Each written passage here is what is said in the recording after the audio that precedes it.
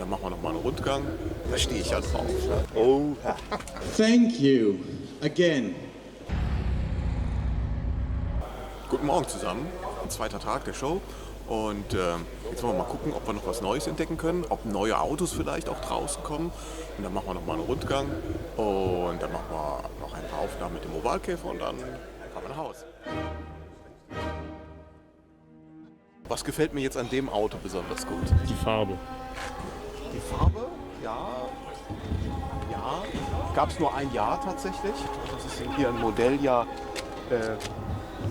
65, das letzte Modell mit den gewölbten Radkappen.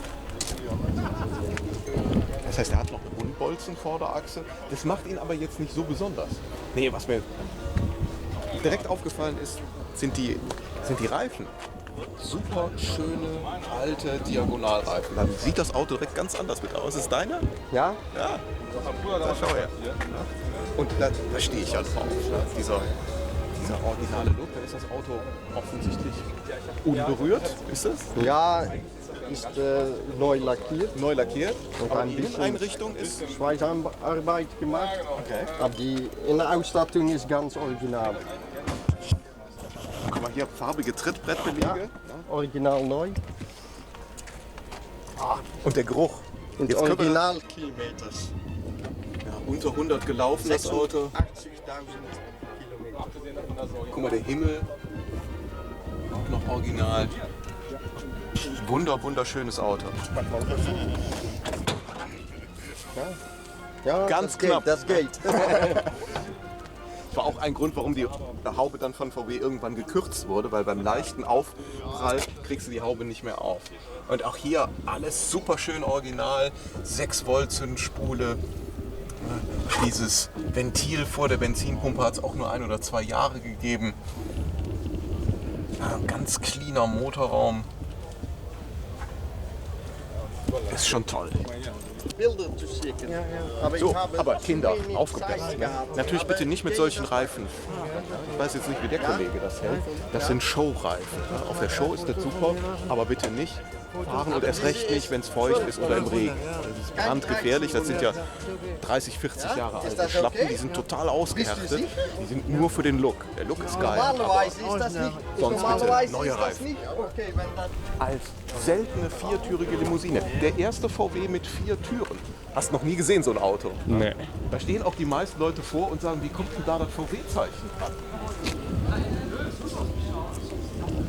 Für VW-Verhältnisse ein totaler Flop. Insgesamt haben sie schon ganz anständig davon verkauft. Aber die Zeit war halt abgelaufen für luftgekühlt und heckgetrieben. Und im Grunde genommen ist es ein total hochgezüchteter Käfer. Der hat tatsächlich, auch wenn du dich wunderst, der Motor hinten. So, er hat eine Einspritzanlage, ein LE. Das heißt, er hat richtig Dampf. Bis zu 85 PS konnten diese Typ 4 haben. Und sie nahmen oft ein sehr trauriges Ende, weil sie typisches 70er-Jahre-Produkt schnell. Das heißt schnell, sie rosteten genauso wie alle anderen Autos damals rosteten und landeten auf dem Schrott und dann wurde der Motor rausgenommen, in einen Käfer gepflanzt, das kann man machen mit ein paar Umbauten und dann hast du auf einmal richtig Dampf im Käfer und das Auto ging in die Presse. Und die Leute haben ihn nicht geliebt. Natürlich schon ein interessantes Ding. So als Limousine, ganz hübsch. Es gab einen gemeinen Witz in den 70er Jahren, warum ist der Typ 4 auch mit Schiebedach lieferbar? Damit die Esel, die ihn gekauft haben, die Ohren rausstrecken können. Oh.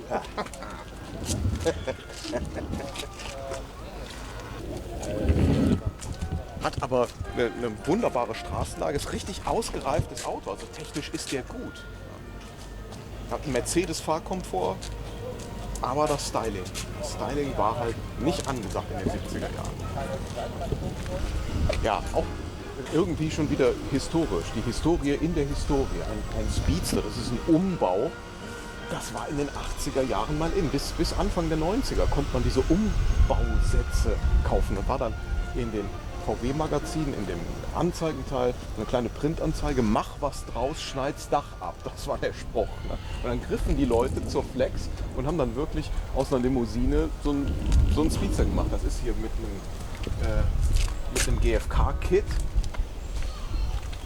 Und um ehrlich zu sein, die meisten wurden dann unheimlich schlecht gemacht und haben dementsprechend auch nicht überlebt.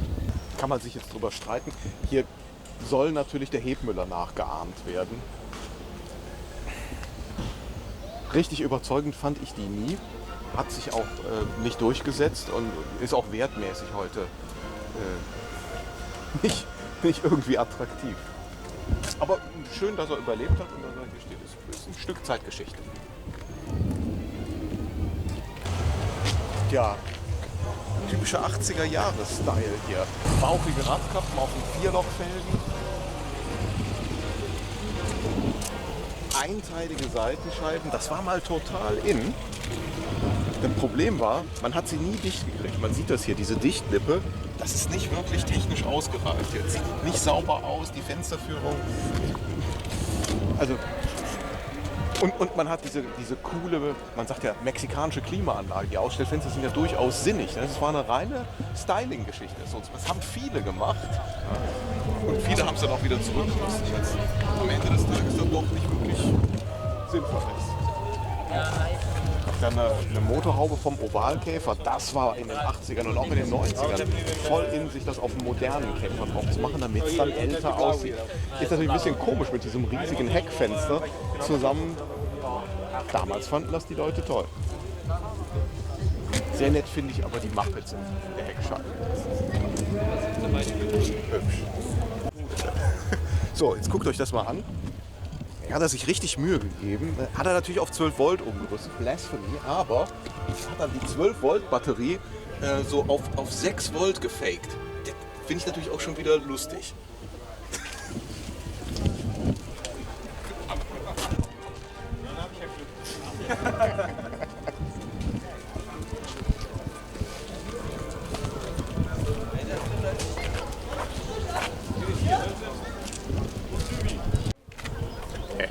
Me too.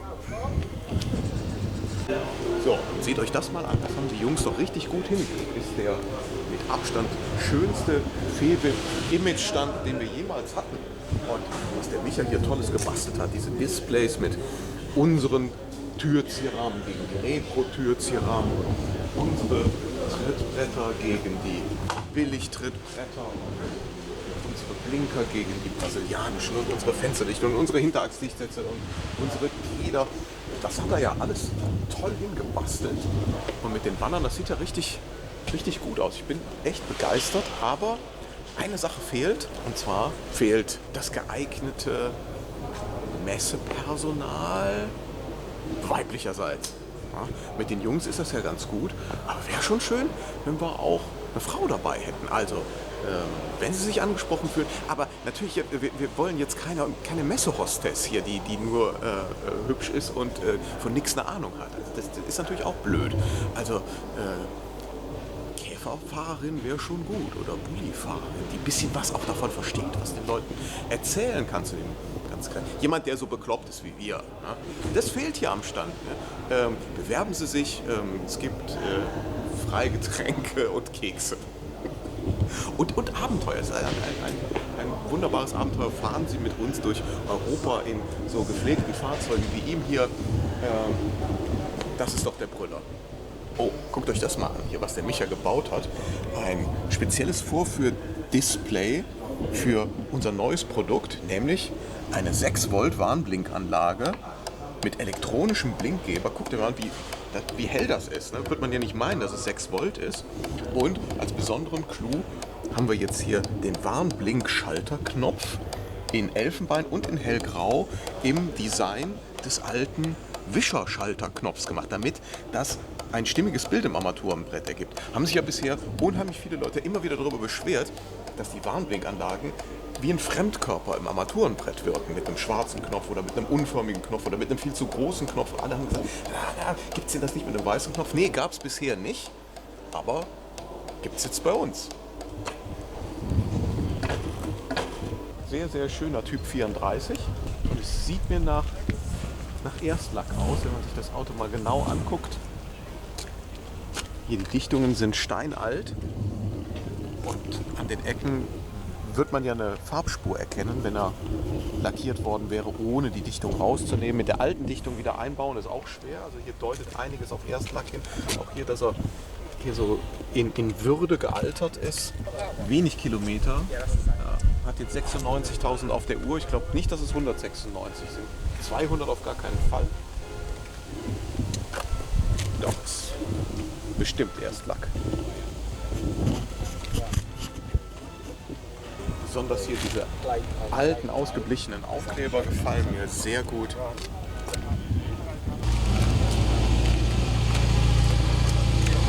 Besonderer Bonuspunkt natürlich der alte Händleraufkleber aus Düsseldorf.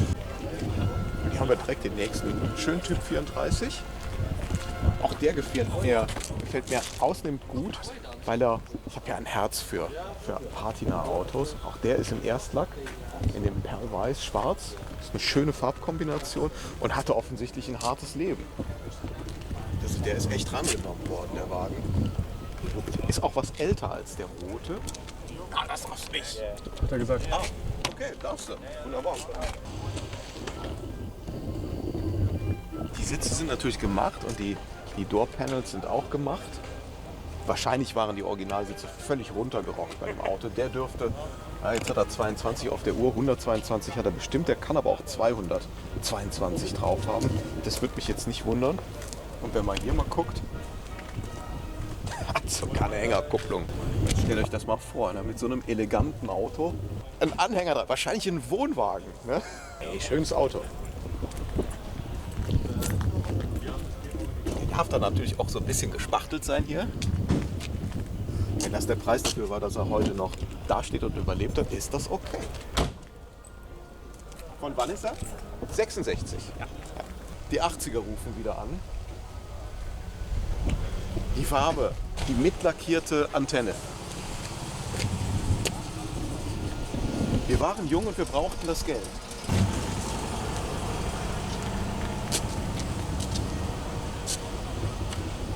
So ein später Typ 3 dann noch als langweilige Stufenheckle gesehen. Das war in den 80ern nichts wert. Die Autos gab es für 200, 300 Mark. Die wollte keiner haben. Also da war man schon ein Held, wenn man sowas erhalten hat. Insofern auch das hat seine Berechtigung. Noch ein wirklich, wirklich schöner, patinierter Ovalkäfer im ersten Lack. Zwar die falschen Scheinwerfer, hat asymmetrische Scheinwerfer, symmetrische gehören rein, aber die Haube ist korrekt. Das Auto ist sehr gerade. Hier sieht man keine Spuren von einem Unfall. Er hat die Röhrchen an den Kotflügeln dran. Hier am Topf, das ist nur bis 59 so. Und meistens, wenn das Auto mal andere Kotflügel kriegt, sind die weg. Und hier erste Kotflügel, erste Hauben und erster Lack, man sieht es. Und ich möchte wetten, das Auto ist aus Schweden, weil keine Blinkanlage nachgerüstet ist und weil man so einen Zustand in Europa, also hier in Holland oder in Deutschland, nicht findet. In Schweden schon mal eher. Also man hat ja den Eindruck, die wachsen da auf Bäumen. So viele Autos, wie viele schöne Autos von da kommen. Und hier sehen wir es, er ist aus Schweden. Er hat nämlich diese typischen schwedischen Rückstrahler, die da Pflicht waren. Ist deine? Ja, das ist, was ich gesagt habe, für die Ja, Doppelstraße. wir haben uns eben unterhalten. Er hat jetzt den Ovali gesehen bei uns am Stand und will jetzt auch Doppelvergaser haben. Das Auto ist aus Schweden, ne? Ja, stimmt. Siehst du? Ja, das Bingo. Super originaler 30 PS Motor, wenn man mal von den roten Zündkabeln absieht, aber sonst alles total schön, clean, sehr original, unverbasteltes Heckblech, unfallfrei das Auto. Schönes Ding. Nein, mit den roten Kabeln kannst du natürlich nicht. Die waren drauf und ich habe mir gedacht, ja, das sind gut. Ja. Und die Haube natürlich von innen nach außen durchgerostet. Normal. Aber ich hoffe, er lässt das so. Ja, das ist, da passiert jetzt nicht mehr. Nee, da hast du ja wunderschön den ersten Lack noch auf dem Auto. Meistens. Auf den ersten Blick haben wir hier einen Mexikaner, stimmt aber nicht. Ist kein Mexiko-Käfer, obwohl Blinker in den Stoßstangen, aber das ist ja schon ab 1975 so. Woran erkennt man es auf den ersten Blick, dass es kein Mexikaner sein kann? Er hat ein Schiebedach. Das gab es in Mexiko nicht. Und er hat eine krasse Farbe drauf, denn das ist Lofotengrün. Hat dann hier das Wolfsburg-Emblem im Lenkradgrün gemacht. Und die Motorverblechung grün gemacht. Und grünen Energy Drink rangeschraubt ist. Damit hat er die Zündspule abgedeckt. Guck mal, er hat die Dose ausgehöhlt und die Zündspule in die Energy Drink Dose reingesteckt. Also eigentlich eine sehr nette Idee. Und hier sehen wir, es ist ein 77er, also kann es gar kein Mexikaner sein. Der stammt nämlich noch aus Deutschland, nicht aus Wolfsburg, sondern die Jahrgänge 75 bis 78 kamen aus Emden, also hier ganz in der Nähe. Da hat Volkswagen 1965 eine große neue Fabrik hingestellt und hat damit die Arbeitslosigkeit in Ostfriesland bekämpft. Und da ist die Käferproduktion hingegangen, als man den 1303 in Wolfsburg eingestellt hat.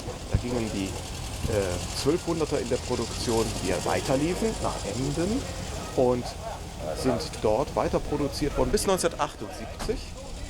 Und dann lief in Emden der letzte deutsche Käfer vom Band. Und dann ist alles nach Mexiko rübergegangen und in Mexiko wurden die Käfer dann weitergebaut. Also sie wurden natürlich vorher auch schon in Mexiko gebaut, aber nicht nach Deutschland importiert. Aber ab 1978 hat Volkswagen dann die Käfer offiziell aus Mexiko importiert. Und das ging bis 1985. Offiziell so, inoffiziell bis 86, weil die Firma Rhein-Braun Großabnehmer war und die Bundeswehr und die Bundespost. Und die bekamen dann auf Sonderwunsch immer noch Käfer über VW Deutschland geliefert. Ne? Also Lofotengrün, klar, der muss aus Emden kommen. Es gibt sehr schöne Bilder von den letzten Dampflok-Einsätzen der Bundesbahn, die zur selben Zeit stattfanden auf der Emslandstrecke. Das war die letzte Strecke in Deutschland, wo Dampflokomotiven im Güterzugverkehr eingesetzt wurden, im Personenverkehr schon lange nicht mehr. Aber das war damals da noch unentbehrlich, weil die Strecke nicht elektrifiziert war und weil man nicht genügend Diesellokomotiven hatte. Und dann gibt es diese wunderbaren Bilder mit neuen Käfern in Lofoten grün und in diesem hellen Gelb, die gezogen werden von einer schweren Güterzug-Bundesbahnlokomotive. Wirkt sehr surreal, ne? Neue Käfer mit einer Dampflok vorne dran, aber so war es gewesen damals, in den Jahren 74, 75 bis 1900. Ich glaube, der letzte Dampflok-Einsatz war auch 77, ja, um den Dreh muss es gewesen sein.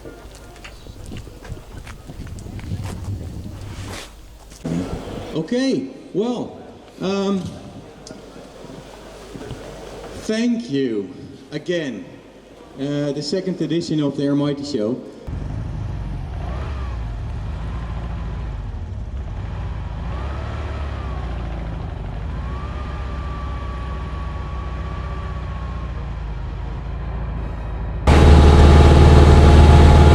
So, liebe Kinder, das war's jetzt für heute. Jetzt fahren wir heim. Noch ein paar letzte Impressionen aus dem lustigen Käseland hier. Und wir haben wieder großes Glück mit dem Wetter. Anders wäre auch schlecht mit dem Auto. Und jetzt geben wir Gas, damit wir zeitig nach Hause kommen. Katzen warten. Und morgen geht es weiter in Betrieb und dann tüfteln wir ein paar neue Fewig-Produkte aus. Bis dann.